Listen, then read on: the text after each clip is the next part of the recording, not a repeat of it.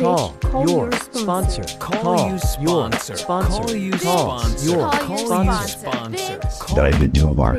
You know what I'm saying? So I did have my 50th birthday at a bar, at a club on Sunset, and I did 50th. I'm shocked. Yeah, it's so good. You just right on cue. Thank you so thank you so much. But I had a DJ, I had a bartender, and since we're talking about this being at my birthday party, I remember telling the bartender, I don't drink. I don't say I'm sober unless I need to say it. I just there's no reason for me to tell you. Well, he's like, do you want to, can I get you something to drink? And I was like, yeah. And this was even before the party started. And there was a drink down on the bar, and I said, just do a little bit of Red Bull and some soda water, because I don't want to be over caffeinated, because Red Bull is like doing, an 8-ball. So I do. But I knew I was in for a 6-hour long haul. So a lot of times I stay sober for other people too and go to meetings, because if I don't go to meetings and stay sober, people are going down, so. Oh, true. Trust me. I took a big swig out of the drink, and it was vodka and Red Bull, right? Mm-hmm. So I put it down, and this is when I knew that I was spiritually fit as well, because it was what I did afterwards that I was like, there's vodka in this. Mm-hmm. So I put it down. The body experience that I felt was the heat of like the warm sensation. Like going through your body, because I haven't experienced that in years. Mm-hmm. But I sat it down and I called the bartender. I was like, hey, this should be Red Bull and soda water. And he's like, oh my God, I'm so sorry. Yeah. And we just went on from it, because it was like no big deal. Now, with that being said, there's always that danger as well, so, at the beginning, as opposed to now, being sober for so long, it was like, whatever. But if you're a newcomer and you're not in a spiritual place, or if you're not with your group of people, because didn't we hang out? Like, do you still hang out with any of you people you newly got sober with? Well, they were all in Texas, but I know what you're talking about. Yeah, definitely. And I love what you just shared for a couple of reasons. And one is, I love going out and going to dance and do all that. And at a certain point in my sobriety, it had to be after 7 years or something, I realized that being sober was a superpower, being out. Like, I was so comfortable in my skin, and I could talk to anyone, and I could remember what happened, and I didn't embarrass myself, and I was interesting, you know what I mean? And I just was like, it's a superpower at a certain point. And then also, I went to Mexico. I went to Cancun with about 8 girls, sober, when I had about 3 years, and everybody on the trip had anywhere from 4 months to 3 years. And one of the girls, as we're out at a nightclub in Cancun, decides to order a virgin strawberry daiquiri.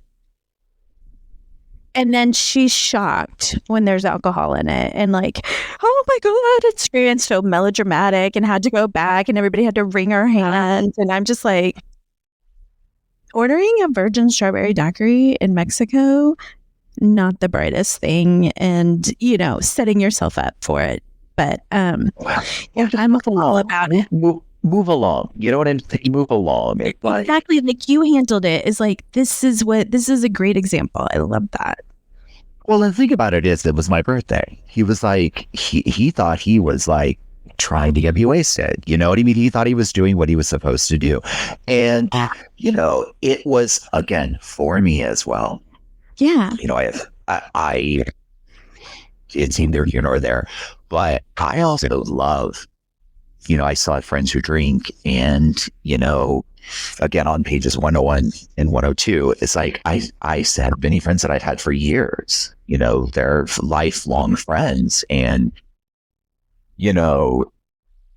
I had a friend come stay with me for my birthday, and she, instead of like doing toiletries, I was wondering why she kept going into the kitchen and then getting mixers. And I was like, wow, she drinks a lot, but she's not really drinking it. Because I always keep the Perrier's and stuff, and I down them, they're gone.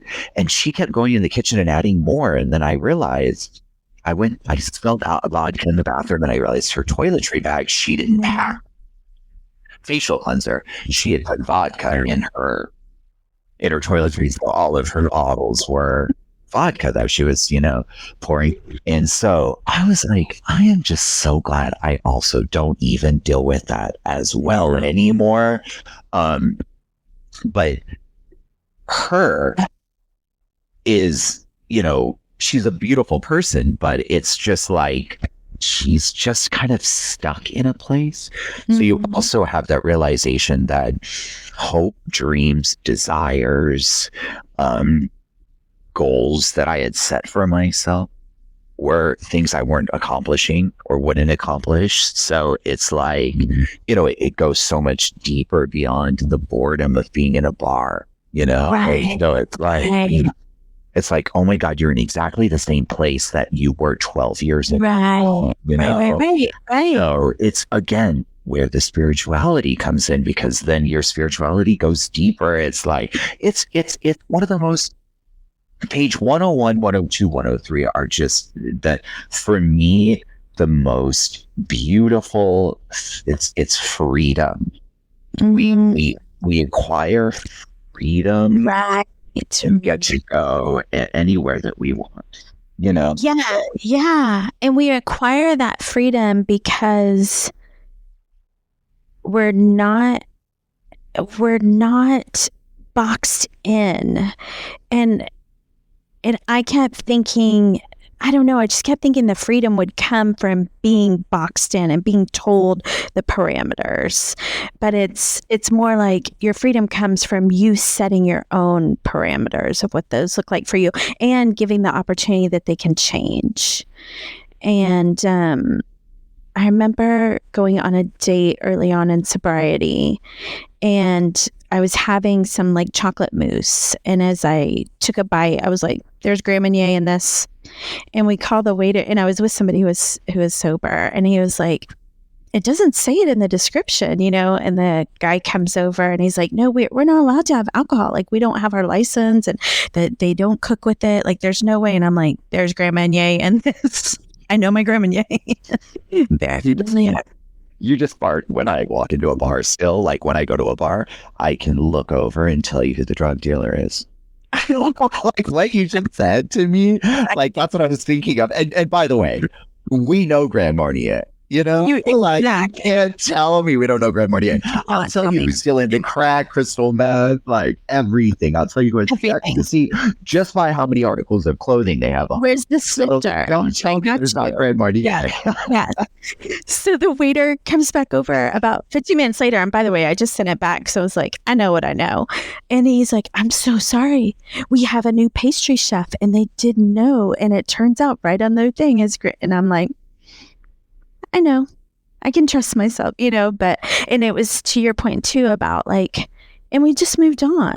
It wasn't the end of the world. I didn't feel the need to go do an 8-ball after this, it was just like, okay, there was a mistake, and I had enough foundation underneath me to keep trudging ahead. And what I love about what we're discussing, what I love about this is that some old timers, if they listen to this podcast, they would be like, how dare them be talking about this? It should be like, you can't be telling people this. You can't be telling people that it's okay to do this, go to bars and clubs. And I remember when I was sharing at a meeting, and, this is what I shared on, and an old timer, she was pissed, and I loved her for it. And because it's like taboo, and it's like, and it's like, it's designed to let people know that if they are spiritually fit, they have the freedom. And I remember when I first came into AA, I got sober on the West Side, and I remember people would be, if I didn't go to every sober event, if I didn't do every sober thing with them, because it took me 9 months to even want to associate with anybody who was sober anyway, to be honest. Right. I wanted to go to the meetings, and that was cool, I finally went to the pizza on a Friday night. And so I remember they would always say, well, you got to do this, you have to do that. And I, at that point, knew the big book, right? I knew the first 174 pages. And I would say to them, what page is that on? Right. Oh, that's so good. What page are you talking about? Because I don't seem to know what page you're talking about. I just want to be able to reference that, And so, again, in knowing that, as I knew Grand Marnier and what it was and the drug dealer, I also want to know, if I'm going to be sober, what information is solid information, not hearsay that somebody, because we get a lot of people in AA who because and we do have a tendency to get righteous, right? We get like self-righteous and righteous. And you're like, no, not you. Yeah. And you get righteous. And so we're just able to, again, it goes back to this, is that like, I'm comfortable enough in my spirituality and my program to tell you bullshit. Right. Oh, give me a Pacific group anytime, PG, to be like, you need to wear a dress to speak. Which page? Because I know you're very dedicated about that first 164 pages. So which page is the wearing a dress? Because I'm a woman. What page is the dress code on? Okay. I think it's rule number 62, y'all. I missed that one, definitely. Did I tell you how I met him at a meeting? No. I went to a Pacific group. Yeah, I met Clancy at a Wednesday night meeting. Did you get to pick up dog poop in the front lawn, or? Unfortunately not. Okay. I got to pick him up off the floor. No, just kidding. We were on break and some old dude was sitting in my chair. And I came up and I had a baseball cap on, as I normally do. And I came up and he said, hey, I was like, oh, that's my seat, sir. And he's like, oh, well, why don't you take off your hat? And I was like, oh, no, my hair's a mess. How dare him? I said, no, my hair's a mess. And he said, you know who I am? I said, no, but my name's Mark. Nice to meet you. And he looks at me and he goes, I started all of that. I said, well, great. Good for you. And then somebody looked over at me and they're like, that's Clancy. And I didn't know who Clancy was. I didn't know who Pacific Group was. Yeah. I was just trying different meetings when I first got sober. And they're like, he's the guy that started the mission and runs the mission and like started all these PG meetings. And I was like, well, pleasure meeting you. And he goes, do you have a sponsor? And I said, I do. But I will tell you this. After I heard that story, it did take my head. Yeah. He deserved it. He deserved to take my hat off. Yeah. So, I'm rebellious. It's like when I get into Al-Anon meetings and the picture frames are like so straight and everything's like and I'm like, I want to go skew everything, that's the rebelliousness of me. So yeah, I digress. I'm not, I don't even want to touch on that because I just don't understand that particular, that particular program, because it's not what I require. And I'm glad that it works for people, but it is just a little too, I do prefer a little bit more flop messiness. Well, and that's the thing. So many of the people I've sponsored, I would say 90% of them relate a lot more to if something's wrong, I must have done something wrong. And I do a lot more, if something's wrong, they must have done something wrong. And I think both have their weaknesses and strengths, and that the 12 steps get me in the middle.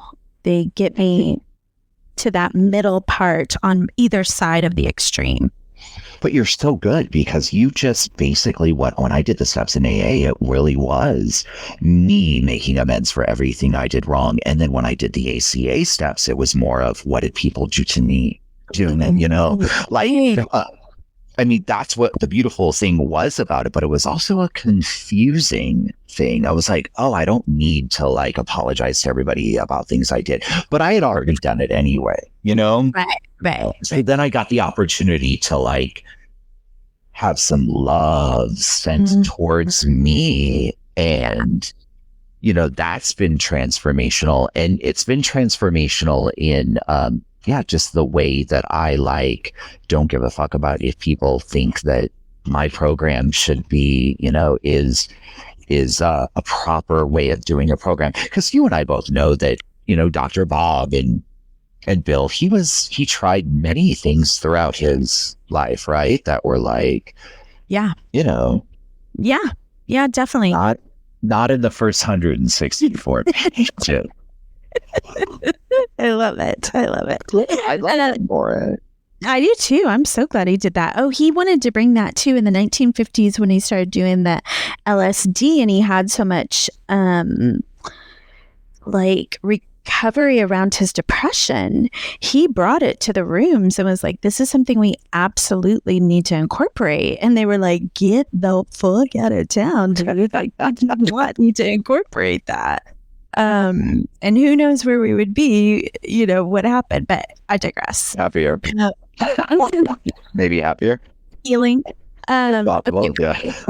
We are at our final 5. Do you have a question? Do you want to do a question, or do you want me to do? Yeah, let me do a question. Yay. So do you, all right, so what, in 5 minutes, what is your favorite, part of the Big Pot? Well, that was going to be our next topic. Oh, so that's the next one? Okay, yeah, so let me just ask you this. Okay. What is a situation that you can remember? Yeah. That you've had to, and I don't care if it's elegant or non-elegant, that you've had to let somebody know that you are sober, number one, and nothing else matters. Ooh, that's good. Okay, so something came to mind. It's not necessarily sober, but it's really good. It's along the same vein of what you're asking for, which is in a work environment where somebody I work under was behaving quite shady. And by shady, I mean super illegal. And there was question on whether I had crossed any boundaries, and it was brought up about their HR handbook and so forth and their rules for their company. And I just literally am like, you may have rules for your company, but I got sober in May 8th of 93. I didn't tell them this, but this is what I'm thinking internally. And your HR rules for 18 months don't make me be honest. They don't make me have integrity. If I have integrity, because that's the way I want to go through my life, and that's the way I want to lay my head down on the pillow, has absolutely zero to do with your policies or corporate culture, any of that. And it was just, of course I didn't say it all that demeaning or condescending, but it was just really nice to have this place of, I don't follow rules to appease these big corporations. I follow rules because that's the way I want to go through my life today. Mm-hmm. That's beautiful. That's really, really beautiful. You're saying, because your rules started way before coming on to work for that company, which it goes back to, I have a little story too. Mine's short and sweet. It's, I was at home a couple years ago, and we jokingly at Thanksgiving dinner, I said, Mom, it'd be nice to have a glass of champagne, and this was 10 years sober. Yeah.